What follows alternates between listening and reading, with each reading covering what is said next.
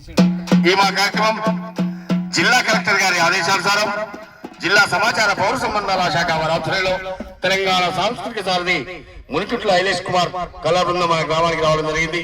వచ్చిన వెంటనే ఇక్కడికి విచ్చేసిన మీ అందరికీ కూడా కళాభివందనాలు తెలియజేస్తూ ప్రభుత్వం చేపట్టిన సంక్షేమ పథకాలపై కీర్తి నోట ఈ పూట ఆ పాట.